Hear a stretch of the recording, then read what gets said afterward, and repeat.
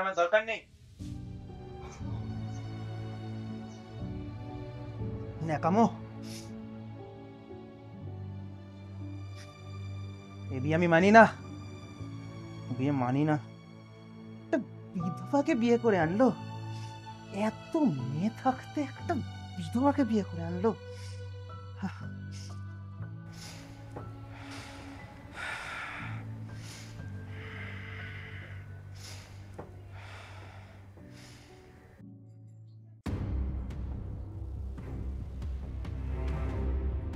নতুন অতিথির সাথে এরকম আচরণটা না করলেই পারতিস।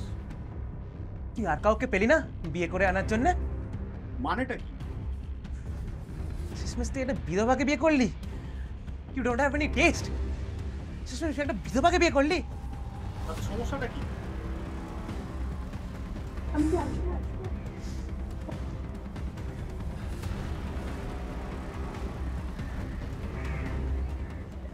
আমাকে নিয়ে কি কোনো সমস্যা হচ্ছে? না না, সমস্যা নেই কিছু, ওরকম কিছু না। মা মনে হয় ডাকছে, একটু দেখো তো।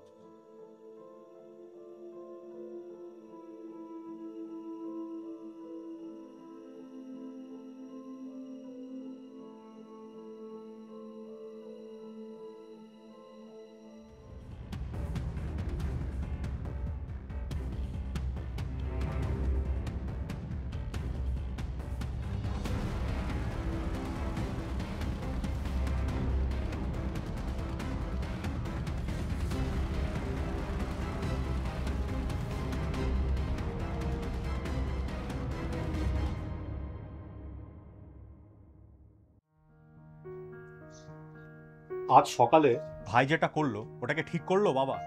তুমি বলো, এরকম কেউ করে?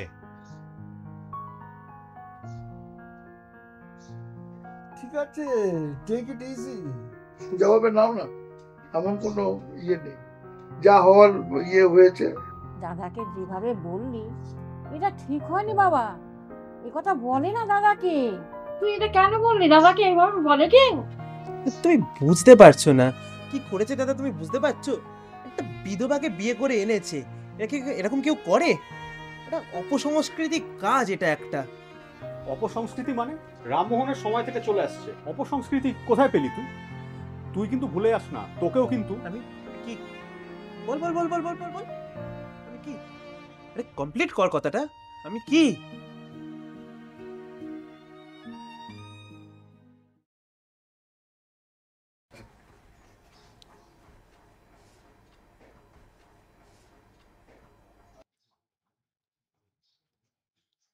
What the hell is this?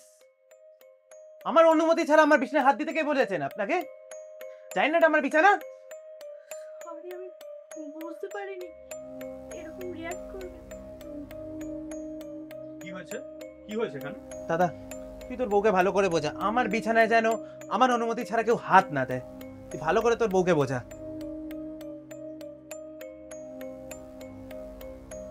এরকম রিঅ্যাক্ট করছিস কেন? ও তো এরকম রিঅ্যাক্ট করার মতো কিছু করেনি। এমন রিঅ্যাক্ট করছিস যেন কি না কি করে ফেলেছে ও। ব্যাপারটা একটু বাড়াবাড়ি হয়ে যাচ্ছে না এবার?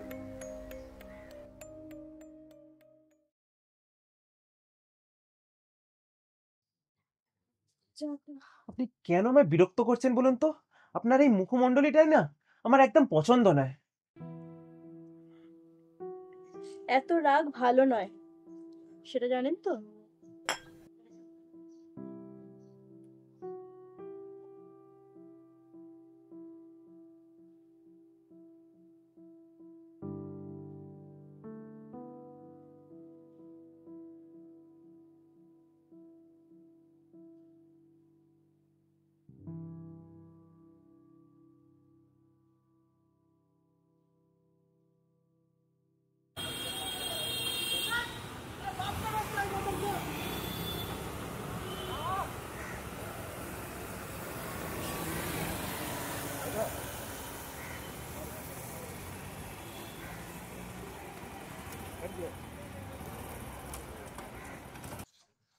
মা, ও মা, খেতে দাও।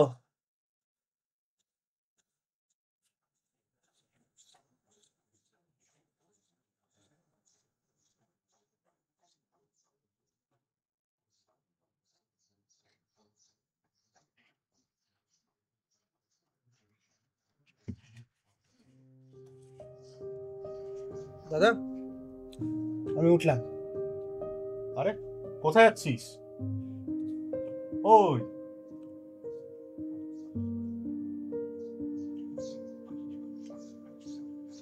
কি যে করছে আজকাল। তুমি বসে পড়ো, কিন্তু তোমার ভাই দেখছি কথা। তুমি আনো তোমার।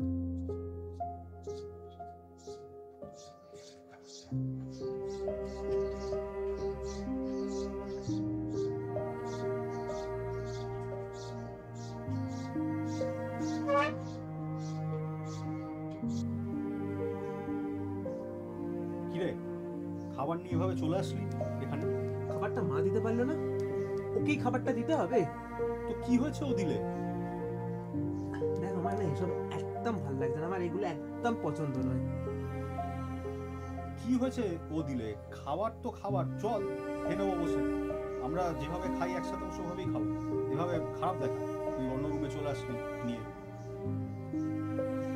না দাদা, আমি এখানেই বসে খাবো, আমাকে প্লিজ আমার মতো ছেড়ে দিন।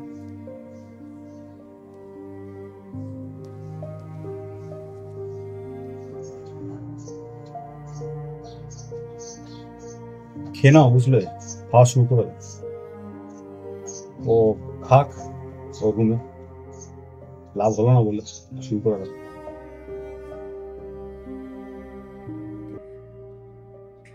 তোমার ভাইয়ের আমাকে নিয়ে কি সমস্যা বলো তো? আসার পর থেকেই দেখছি আমার সাথে সবসময় এরকম খারাপ ব্যবহার করে। আমার খুব খারাপ লাগে গো। একটা জীবন থেকে এখানে এসেছিলাম একটা নতুন জীবন করার জন্য তোমার সাথে, আর এখানে এসে এরকম কেন হয় বলো তো? কি সমস্যা? ওর সাথে কি আমার কোনো শত্রুতা আছে? কি করব ওর জন্য? কি করলে আজকে আমি ওর কাছে ভালো হব? কেন করছে বলো তো তোমার ভাই এরকম? তুমি চাপ নিও না এটা নিয়ে।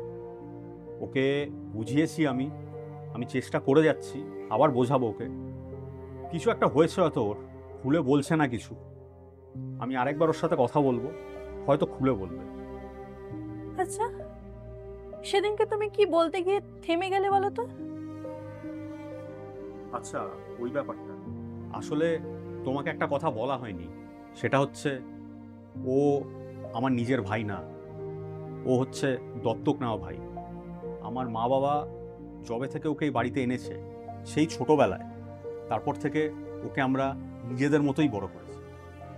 ওকে আমি আমার নিজের ভাই মনে করি, আর আমার মা বাবাও একদম নিজের ছেলের মতোই ওকে বড় করেছে। এটাই হচ্ছে আসল ব্যাপার। ওকে ওই দিন বলতে চাইনি এটা আমি, কিন্তু বেরিয়ে গেছিল আমার মুখ দিয়ে। কারণ ওকে বরাবরই আমরা নিজেদেরই মনে করি, কখনো দুর্ব্যবহার করিনি, যে কে আপন কে পর এরকম কিছু করিনি ওর সাথে।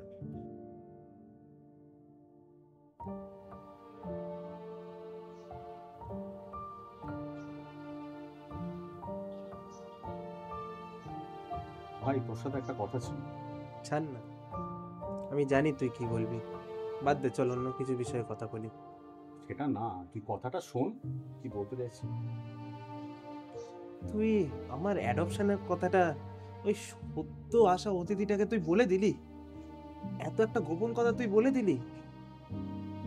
না, দিন দিন দূরে সরে যাচ্ছি, তুই দিন দিন আমার থেকে দূরে সরে যাচ্ছিস দাদা। না রে, তুই ভুল বুঝছিস আমাকে। ওরকম কিচ্ছু হয়নি। আমি এখনো তোর কাছেই আছি, আর তুইও আমার কাছেই আছিস। ও এখন আমাদের বাড়ির নতুন সদস্য, আমাদেরই একজন, তাই ওকে বলেছি। তাই বলে এটা ভাবিস না যে তুই দূরে চলে গেছিস আমাদের থেকে। কিন্তু তোর হয়েছেটা কি, একটু খুলে বল আমাকে। তোকে বরাবরই আমি আমার নিজের ভাইয়ের মতো বড় করেছি, আমায় বলবি না? বল খুলে ব্যাপারটা কি, এরকম কেন ব্যবহার করছিস কয়েকদিন ধরে? তুই যেমন আমার গোপন কথাটা ওকে জানিয়েছিস, তোরও একটা গোপন কথা জানা দরকার। যে গোপন কথাটা আমি জানি তুই জানিস না।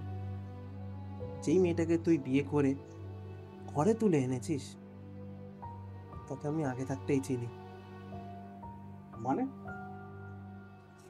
সে আর কেউই নয়,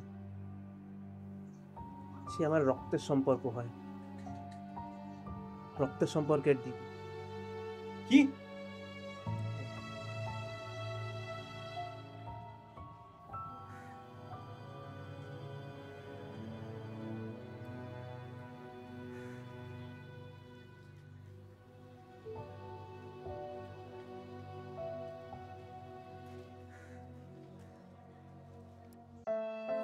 খোঁজ লাগিয়ে জানতে পারি সেই রক্তের সম্পর্কের দিদি। তোর নিজের দিদি? একদম।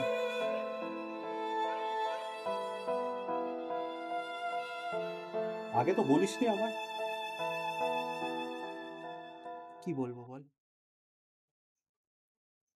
এখানে বলার কিছু আছে? এবারে বুঝলি তো কেন আমি তোর বউয়ের থেকে এত দূরে দূরে থাকি? সে আসলে আমার রক্তের সম্পর্ক, সে আমার আসলে খুবই কাছের লোক।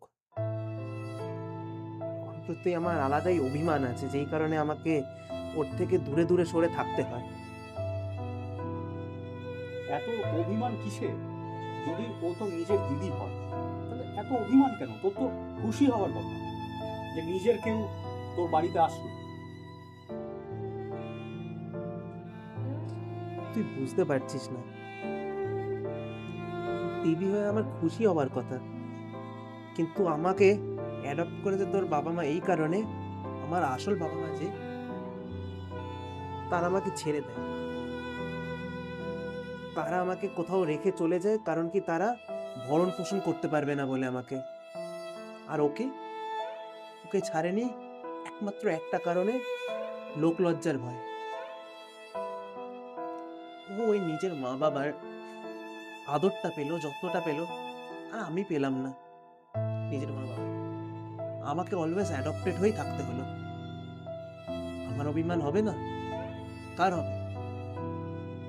কিন্তু আমার মা বাবার কাছ থেকেও তো তুই সেই ভালোবাসাটাই পেয়েছিস, সেই গ্রহণযোগ্যতাটাই পেয়েছিস। তোকেও তো আমরা নিজেদের মতনই বড় করেছি, কখনো আপন পর পার্থক্য বুঝতেই দেইনি।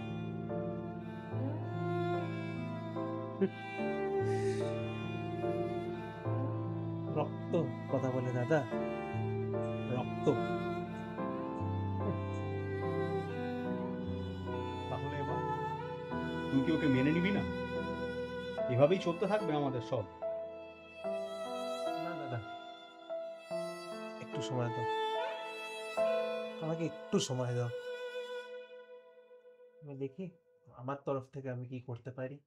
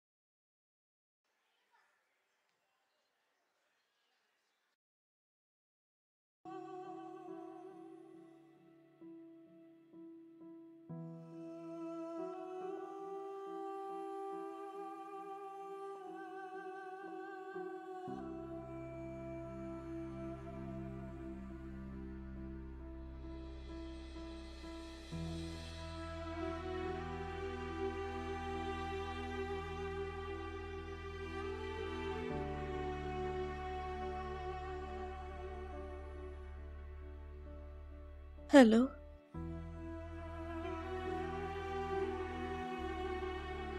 আমি বেরিয়ে এসেছি।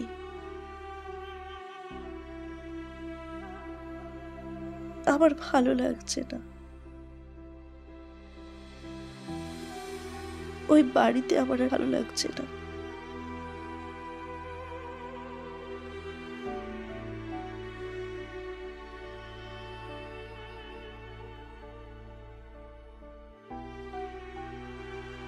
আমি ঠিক জায়গাটার নাম জানি না।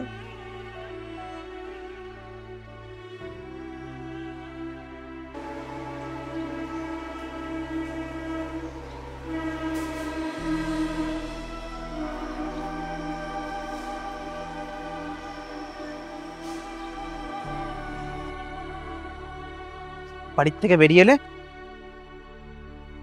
আমার আর ভালো লাগছে না।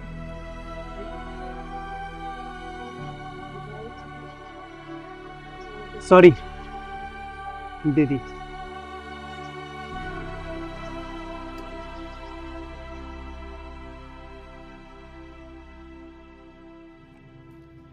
মিটমাট হয়ে গেছে, বাড়ি যাওয়া যাক তাহলে। চলো।